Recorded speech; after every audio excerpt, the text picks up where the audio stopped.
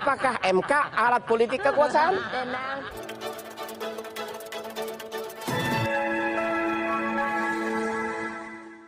Assalamualaikum warahmatullahi wabarakatuh.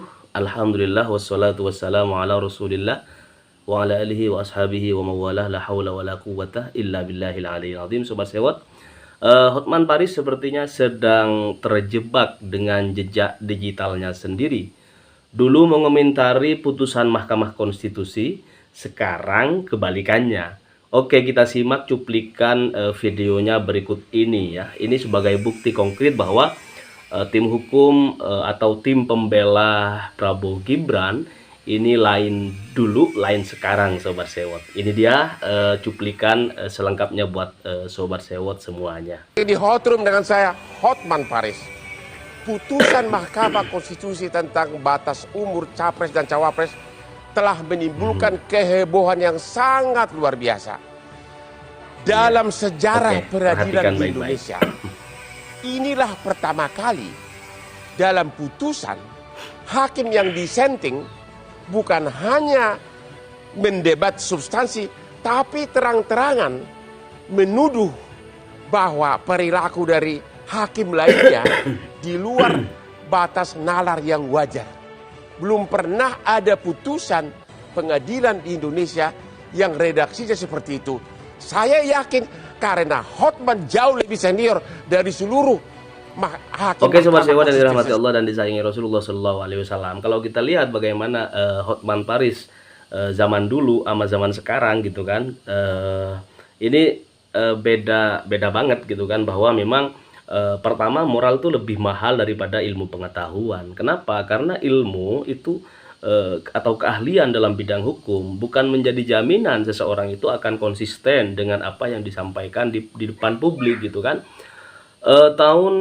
Dulu misalnya, tahun lalu misalnya konsisten bersama rakyat, tahun sekarang kadang-kadang pakar hukum, ahli hukum segala macam itu tiba-tiba berpaling 90 derajat, tidak lagi bersama rakyat tetapi bersama penguasa, menjilat ya.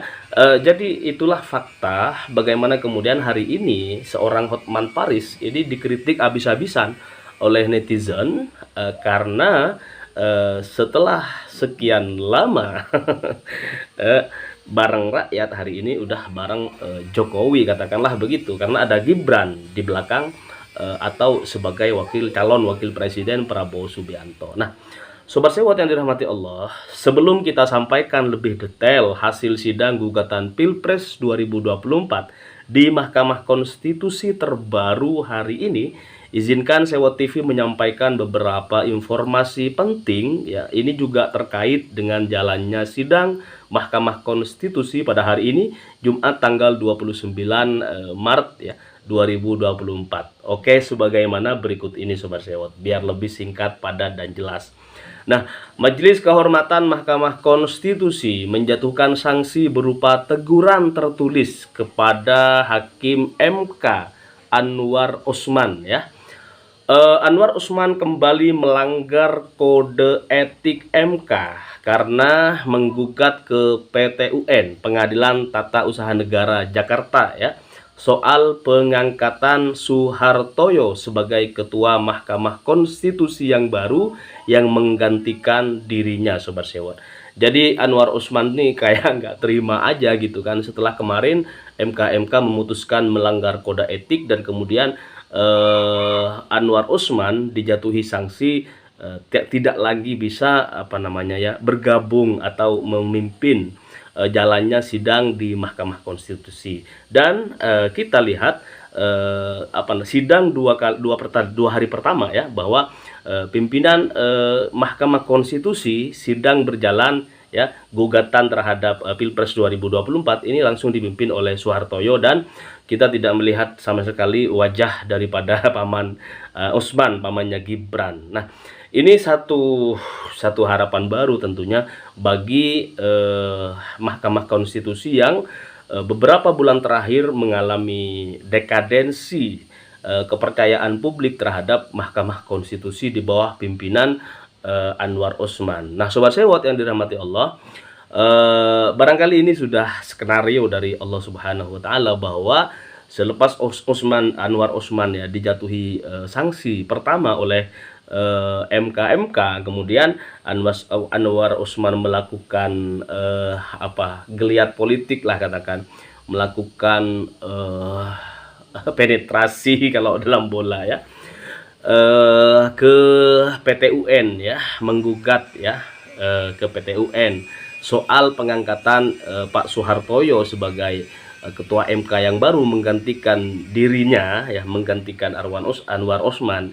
Ini satu skenario yang sangat luar biasa yang kemudian kemarin ini melahirkan putusan baru ya, putusan dari MK bahwa Anwar Osman ini divonis ya melanggar kode etik kembali ya, melanggar kode etik gara-gara sikapnya yang menggugat ya ke PT UN soal pengangkatannya Soehartoyo ya. Nah, ini Sobat Sewot satu hal yang menjadi menjadi titik balik bahwa persoalan etik ini sangat penting, lebih-lebih bagi seorang ketua MK siapapun ketua MK ini punya tanggung jawab besar terhadap jalannya konstitusi ya, atau produk konstitusional di Indonesia, karena memang mahkamah ini menjadi rujukan terakhir ya, menjadi putusan terakhir setiap persoalan hukum di negara kesatuan Republik Indonesia. Kalau kemudian Anwar Osman yang kemarin ya di sidang pembuka misalnya, kemudian Anwar Osman yang mimpin, waduh, betapa Indonesia ini akan menjadi satu negara yang dipertanyakan publik atau bahkan akan dipertanyakan oleh dunia internasional, Sobat Sewot. Nah, Sobat Sewot yang dirahmati Allah dan disayangi Rasulullah, informasi berikutnya adalah bahwa calon presiden nomor urut 3 yakni Ganjar Pranowo ini menyampaikan pengantar singkat dalam sidang pendahuluan perselisihan hasil pemilihan umum atau PHPU Pilpres 2024 di Mahkamah Konstitusi. Di hadapan Hakim Konstitusi dan juga para kuasa hukum pemohon dan termohon, Ganjar menegaskan bahwa pihaknya menolak keras berbagai bentuk kecurangan yang tidak sejalan dengan cita-cita reformasi. Kita menolak dibawa mundur ke masa sebelum reformasi, kata Ganjar gitu kan. Kita menolak pengkhianatan terhadap semangat reformasi. Begitu yang disampaikan Ganjar pada sidang pendahuluan di Mahkamah Konstitusi pada hari Rabu tanggal 27 Maret 2024. Tentu ini menjadi satu hal yang juga ikut terkesan dalam rentetan persidangan di Mahkamah Konstitusi yang sejak awal memang Ganjar ini begitu berapi-api dalam menyampaikan permulaan gugatan yang akan berjalan hingga tanggal 14 nanti ya, 14 hari ke depan, atau bukan 14 hari lagi tapi 12 hari lagi ya ke depan. Nah, Sobat Sewot yang dirahmati Allah, menurut Ganjar pihaknya itu menggugat lebih dari sekedar kecurangan saja ya, bukan hanya soal kecurangan pemilu di Pilpres ya, tetapi penyalahgunaan kekuasaan juga akan digugat oleh Ganjar dan tim hukumnya ya, karena kekuasaan yang dilakukan secara terang-terangan gitu kan telah menghancurkan moral bangsa ya. Ya tahu sendiri dong bahwa Jokowi dimulai dengan bahasa cawe-cawe itu sudah bikin gaduh dunia persilatan politik Nusantara gitu kan, karena memang secara etik seorang presiden sebagai kepala negara itu harus bersikap adil dengan seadil-adilnya. Nggak boleh kemudian seorang presiden itu memihak kepada salah satu paslon ya.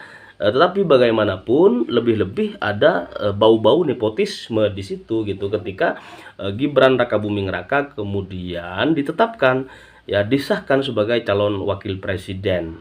Nah, anak haram konstitusi kalau bahasanya teman-teman mahasiswa gitu kan, ini benar-benar sudah menjadi satu titik gaduh awal mula ya, kegaduhan politik yang terjadi di negara kita gitu di tahun 2023-2024. Nah, Jadi Sobat Sewot, Ganjar dengan dengan tim hukumnya gitu kan, ini konsisten tidak hanya akan menggugat kecurangan-kecurangan yang terjadi dengan fakta data yang ada gitu kan, tetapi lebih juga kepada penyalahgunaan kekuasaan oleh presiden misalnya, dan bawahan-bawahan presiden setingkat menteri ya, gubernur dan lain sebagainya ya, yang disalahgunakan untuk memenangkan salah satu paslon ya. Karena hal tersebut secara terang-terangan memicu hancurnya moral bangsa Indonesia.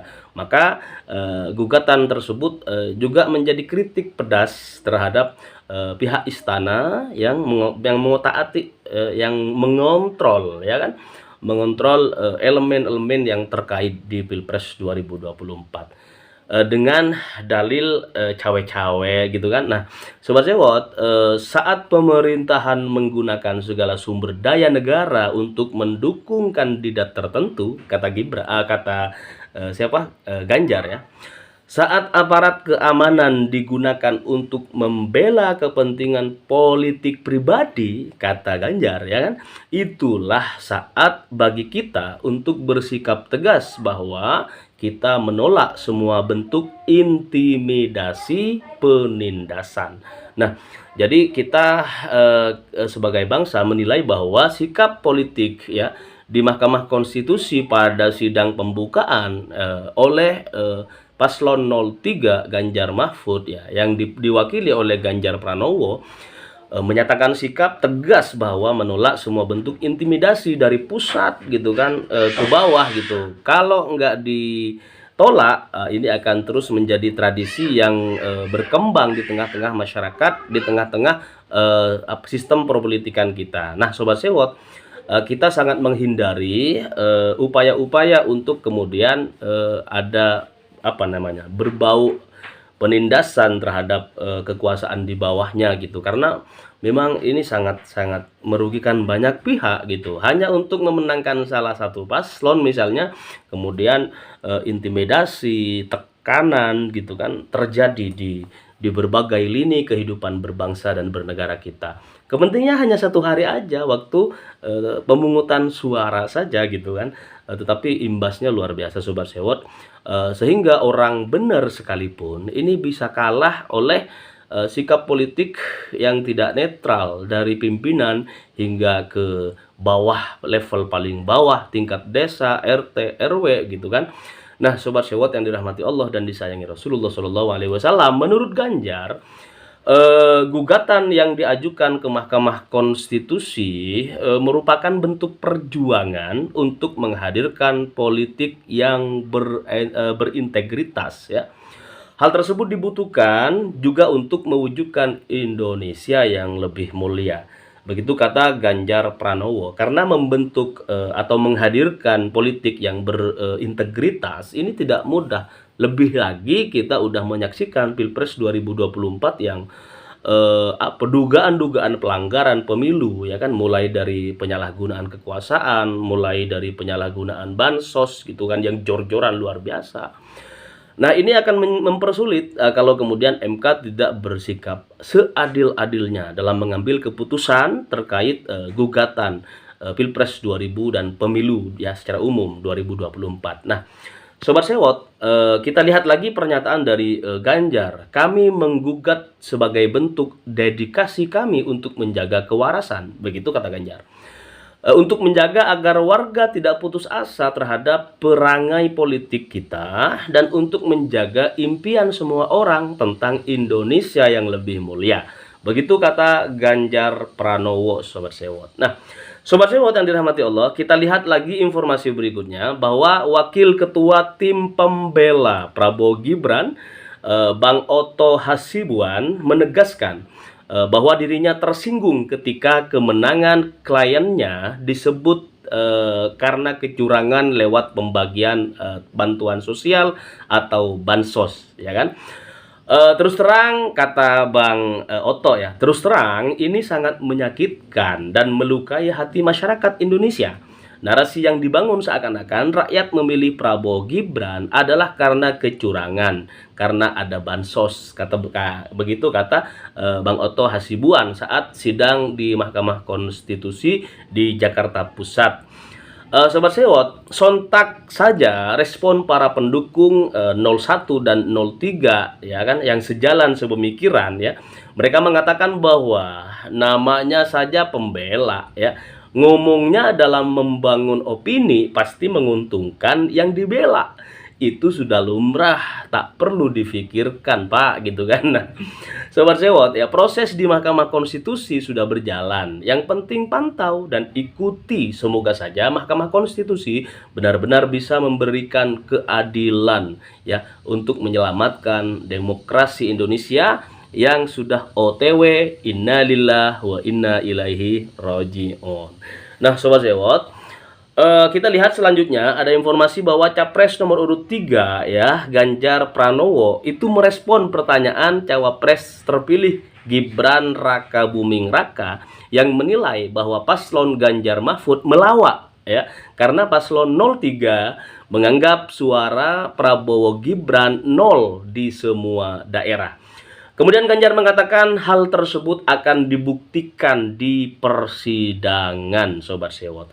Nah, berikut ini cuplikan videonya buat kalian semuanya agar kita bisa secara transparan menyaksikan kebenaran fakta, pernyataan, ya, tanggapan, respon dan lain sebagainya. Oke, kita lihat video berikut ini, Sobat Sewot. Kita tidak sedang menanggapi di luar persidangan. Jadi kalau mereka akan menanggapi di luar persidangan, maka sedang membangun opini masing-masing, itu halal. Tapi ketika kemudian nanti kita masuk proses persidangan dan pembuktian, nah di situ nanti akan ketahuan apa dasarnya. Kalau komentar di luar persidangan ya sah-sah saja lah. Yang penting kita tidak mengomentari materinya.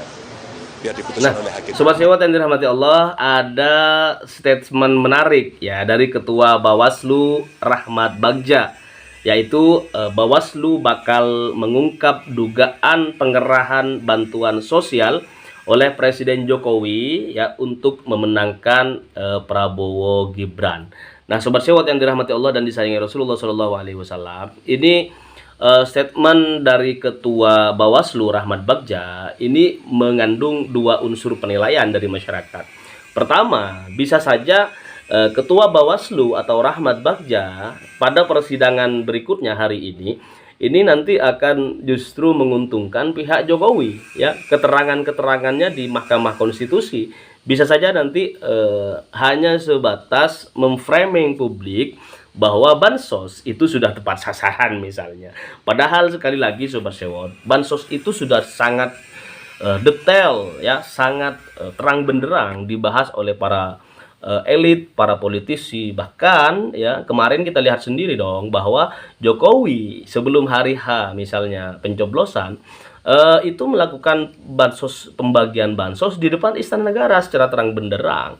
Ya, apakah Jokowi lupa bahwa ada Ibu Risma sebagai Menteri Sosial yang bisa yang juga punya hak atau kewajiban untuk membagi-bagikan bansos sesuai dengan agenda RAPBN tahun 2023 gitu. Nah, tetapi Sobat Sewot sekali lagi sikap politik cawe-cawe Jokowi ini benar-benar tidak bisa dimakfu ya, tidak bisa kemudian kita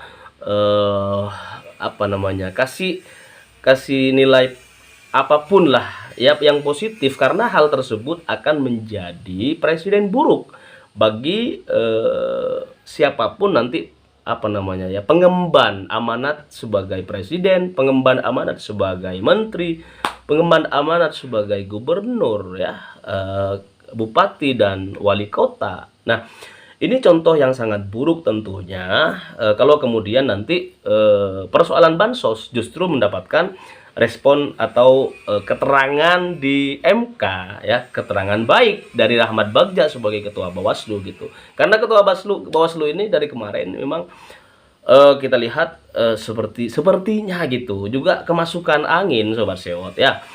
Sehingga kepercayaan publik terhadap ketua Bawaslu lah, lembaga Badan Pengawas Pemilu, kemudian lembaga KPU gitu kan, Komisi Pemilihan Umum, ini sudah kepercayaan publik sudah nol gitu ya, sudah apa namanya, udah rapuh, hancur, lebur lah ya, karena sikap-sikap mereka yang mencele-mencele ya dengan Sirekap KPU ya, dengan sikap kontrol dari Bawaslu gitu kan, yang lebih sering mengatakan bahwa tidak ada pelanggaran sedikit pun misalnya.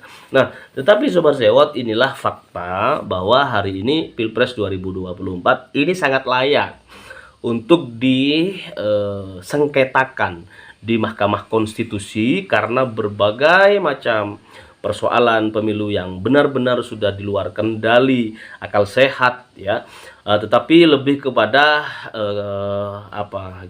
syahwat politik yang menggebu-gebu ya.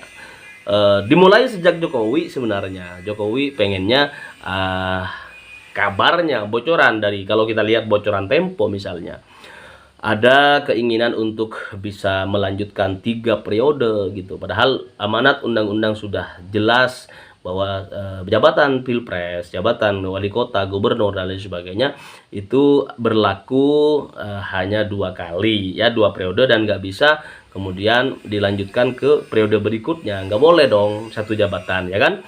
Itu sudah rahasia umum ya, sudah menjadi rahasia umum dan masyarakat udah pada tahu. Tetapi sekali lagi ngeyel ya.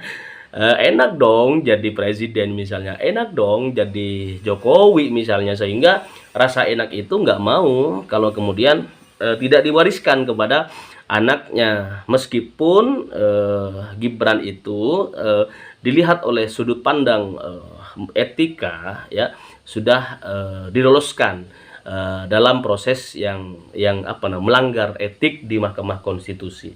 Nah, Sobat Sewot, proses pencalonan Gibran sebagai calon wakil presidennya Bapak Prabowo Subianto sekali lagi ini menjadi satu poin penting bagi Timnas Amin ya dalam tuntutannya gitu kan, tim hukum Amin gitu kan, dalam tuntutannya bahwa diskualifikasi Gibran dan pemilu ulang. Nah, Bapak Prabowo boleh memilih ketua Golkar, boleh memilih ketua PAN misalnya, boleh memilih ketua Demokrat misalnya, untuk kemudian nanti disandingkan bersama beliau kalau Mahkamah Konstitusi menerima gugatan dari paslon 03 Ganjar Mahfud dan paslon 01 Amin Anies Baswedan dan Gus Muhaimin Iskandar. Salam perubahan. Allahumma sholli ala sayyidina Muhammad wa ala ali sayyidina Muhammad. Assalamualaikum warahmatullahi wabarakatuh.